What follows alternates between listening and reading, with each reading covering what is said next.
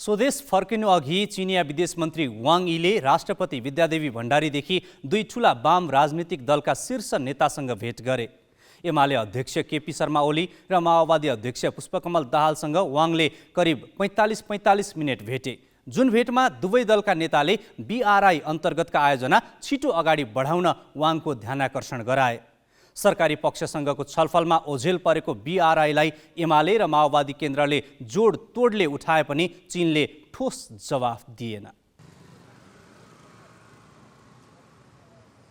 चिनिया विदेश मन्त्री वाङले आफ्नो भ्रमणको अन्तिम दिन आइतबार बिहान सबैभन्दा पहिला राष्ट्रपति विद्यादेवी भण्डारीलाई भेटे।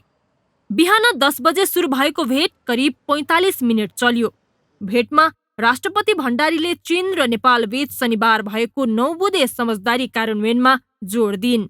राष्ट्रपतिसँगको भेट लगत्तै विदेश मन्त्री वाङले एमाले अध्यक्ष केपी शर्मा ओलीलाई भेट्ने तालिका थियो। सोही अनुरूप वाङ भेट हुने तय भएको होटलमा पुगे। 11:05 सुरु भएको वाङ र ओली बीचको भेटमा अरू प्रतिनिधि पनि थिए। नेपालका दलहरू निर्वाचनमा होमिएको र कम्युनिस्ट पार्टी विभाजित बनेको परिवेशमा ओली र माओवादी केन्द्रका अध्यक्ष पुष्पकमल दाहालसँगको चिनिया विदेश मन्त्रीको भेटलाई धेरै कोणबाट हेरिएको थियो। एमाले भित्रकै केही नेताले वाम एकताको आवाज उठाइरहेका बेला चीनले ओली र दाहालसँगको भेटमा कुरा उठाउने धेरैको आशंका थियो। तर भेट द्विपक्षीय विषयमा केन्द्रित भयो, पार्टीगत कुरा भएन। बैठकमा सहभागी नेताका अनुसार वाङको भ्रमण सरकारी भएकाले भेट द्विपक्षीय विषयमा केन्द्रित रह्यो। चिनिया विदेश मन्त्रीले नेपालको स्थिरता र विकासका लागि आफ्ना तर्फबाट सक्दो सहयोग गर्ने आश्वासन दिए। एमाले चीनतर्फका नाका सहज बनाउनेदेखि कोभिडले बीचमै पढाइ छाडेर फर्किएका नेपाली विद्यार्थीलाई चीन जाने वातावरण बनाइदिन आग्रह गर्यो। यो भन्दा महत्त्वपूर्ण, एमाले बीआरआई अन्तर्गतका परियोजना चाँडै अगाडि बढाउन जोड दियो। बीआरआईसित जोडिएर जुन आयोजनाहरू अगाडि हामीले बढाउन सुरु गरेका छौँ, सहमति गरेका छौँ, तिनीहरूलाई निरन्तरता दिनुपर्छ र तिनीहरूलाई छिटोभन्दा छिटो कम्प्लिट गर्ने र जसकाबाट नेपालले फाइदा लिन सक्ने स्थिति छ। त्यसभित्र पर्ने रोडका प्रोजेक्टहरू, सडकका आयोजनाहरू, रेलका आयोजनाहरू, सिँचाइका आयोजनाहरू, त्यसै गरी जलविद्युत उत्पादनका आयोजनाहरू, नाकाहरू निर्माण गर्ने आयोजनाहरू, स्वास्थ्यको क्षेत्रमा उहाँहरूले गर्ने सहयोगका आयोजनाहरू, शिक्षाको क्षेत्रमा यी सबै पक्षमा छिटो अगाडि बढाइदिँदा नेपालको जुन एउटा आकाङ्क्षा छ, समृद्ध नेपाल, सुखी नेपाली बनाउने, त्यो आकाङ्क्षा पूर्तिमा तपाईँहरूको सहयोग उल्लेख्य रहँदै आएको छ। त्यसमा अझ थप योगदान पुग्नेछ भन्ने कुरा उहाँले राख्नुभयो। ओलीसँगको भेट लगत्तै वाङले माओवादी केन्द्रका अध्यक्ष दाहालसँग कुराकानी गरे। नारायण काजी श्रेष्ठ र शक्ति बस्नेतलाई साथै लगेका दाहालले पनि बीआरआईका परियोजना अगाडि बढाउन जोड दिए। नेपालको पूर्वाधार निर्माण लगायतका विकास प्रयासहरूमा चीनको तर्फबाट गरिएका सहयोगको निम्ति धन्यवाद ज्ञापन गर्ने कुरा भयो। त्यसै गरी बीआरआई लगायतका जो परियोजनाहरू छन् त्यसको कार्यान्वयनको निम्ति आवश्यक पहल बढाउनको निम्ति लिने पहल कदमीको बारेमा चर्चा भयो। बीआरआई चीनको महत्वाकांक्षी परियोजना हो, तर बीआरआई अन्तर्गत नेपालमा अगाडि बढाउने भनिएका परियोजनामा अहिलेसम्म कुनै प्रगति भएको छैन। अमेरिकी अनुदान सहायताको एमसीसी प्रतिनिधि सभाबाट अनुमोदन हुन नदिन कसरत गरेको चीनले सरकारलाई बीआरआईमा दबाब दिन सकेन। त्यसैले पनि वाङको यो भ्रमण काङ्ग्रेसको मुड बुझ्ने भ्रमण हो भन्नेहरूलाई बल पुगेको छ। दिल्ली हुँदै शुक्रबार दिउँसो काठमाडौँ आएका वाङ यहाँ करिब 48 घण्टा बिताएर आइतबार अपराह्न बेजिङ फर्किए। क्यामेरामा साधुराम लामिछानेका साथमा शिव अधिकारी यदुवंशी र सृजना घिमिरे, ग्यालेक्सी 4K, काठमाडौँ।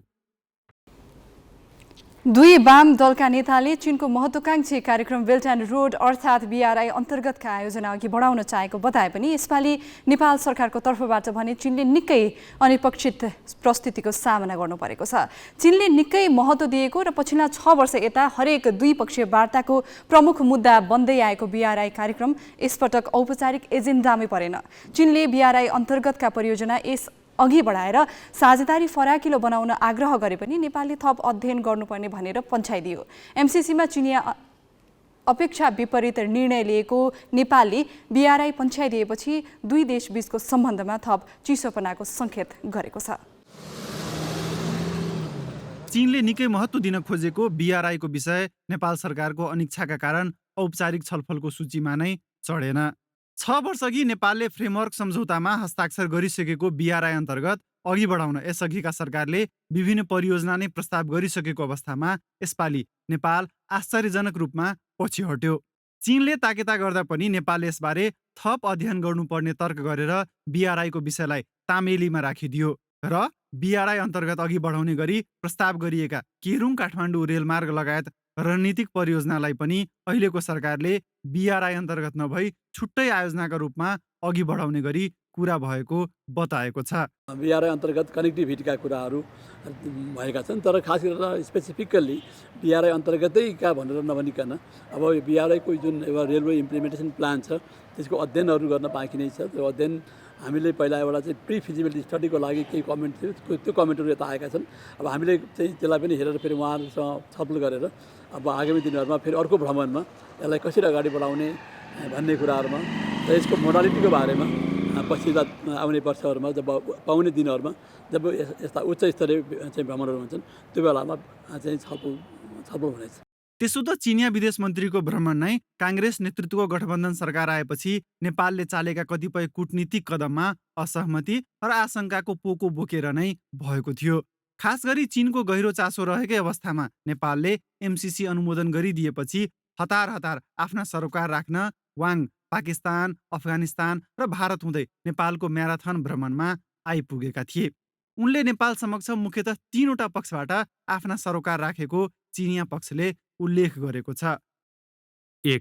नेपालका सबै पक्षको सहभागितामा नेपालकै प्राथमिकतामा आधारित रहेर राजनीतिक स्थिरता र आर्थिक विकासमा चीन सघाउन तयार छ। 2. नेपालले स्वतन्त्र रूपमा घरेलु र विदेश नीति अवलम्बन गरोस् भन्ने चीनको चाहना छ। नेपालको सार्वभौमसत्ता र स्वतन्त्रताको अवमूल्यन गर्ने, आन्तरिक मामिलामा हस्तक्षेप गर्ने र नेपालमा रहेर भू राजनीतिक चलखेल गर्ने कुराको चीनले विरोध गर्छ। नेपालको विषयमा नेपाली जनताले नै निर्णय गरून्। 3. BRI मा सहभागिता बढाउन चीनले सहयोग गर्छ। यसमा उत्साहजनक प्रगति पनि भएको छ। चिनिया पक्ष सहयोगका प्रमुख परियोजना अगाडि बढाउन इच्छुक छ, जस्तो कि सीमापार विद्युत सहायताको सम्भाव्यता खोज्न र हिमालय पार बहुआयामिक सम्पर्क सञ्जाल आदि। चीनले BRI मा जति जोडबल गरे पनि उसको ऋण लिएर काम गर्न नसकिने नेपाली पक्षको बुझाइ छ। तर चीनले भने नेपालको यस चिसोपनमा MCC को प्रभाव देखेको छ। त्यसैले वाङ यीको यस भ्रमणले दुई देशबीचको सम्बन्धमा आशंका निवारण गर्नुको साटो थप चिसोपना बढाउने काम गरेको छ। क्यामेरामा विष्णु थापाका साथ बासु खड्का र जितेन्द्र झा, ग्यालेक्सी फोके, काठमाडौँ। चिनिया विदेश मन्त्री वाङ यीको नेपाल भ्रमणका क्रममा BRI का विषय नेपालले छलफल गर्न नचाहनुको अर्थ र असर के हुन सक्छ भनेर हामीले परराष्ट्र मामिलाका जानकार DV सुनारलाई सोधेका छौँ।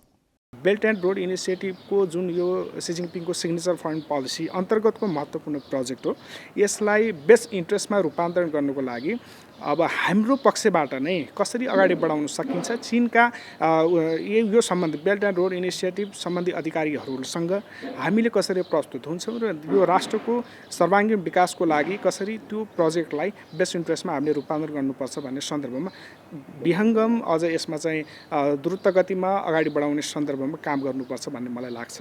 त्यसकारण बेल्ट एन्ड रोड इनिसिएटिभलाई नेपालको सन्दर्भमा हामीले खास गरिकन विकासको आयामहरूसँग जोड्ने र द्विपक्षीय सम्बन्धलाई पनि खलबल नहुने गरी, किनभने पछिल्लो क्रममा हामीले देखेका छौँ जस्तो श्रीलङ्कामा डेब्ट ट्र्यापको कुरा आइरहेको छ, पाकिस्तानमा पनि जस्तो सिपेक चाइना पाकिस्तान इकोनोमिक कोरिडोरमा $54 बिलियन को ठुलो ह्युज प्रोजेक्ट हो। त्यो प्रोजेक्टमा पनि त्यसको आशंका गरिएको छ। त्यस्ता अन्य 2-4वटा मुलुकमा पनि डेब्ट ट्र्याप। त्यो डेब्ट ट्र्याप भन्ने सन्दर्भ के हो भने हाम्रो आफ्नो आन्तरिक राजनीतिक परिस्थितिलाई बुझ्दै आर्थिक व्यवस्थापनलाई कसरी हामीले निर्धारण र निर्माण गर्न सक्छौँ भन्नेसँग सन्दर्भ रहेको विषय हो। त्यो हाम्रो इन्टरनल म्याटरमा बढी चाहिँ फोकस हुन्छ।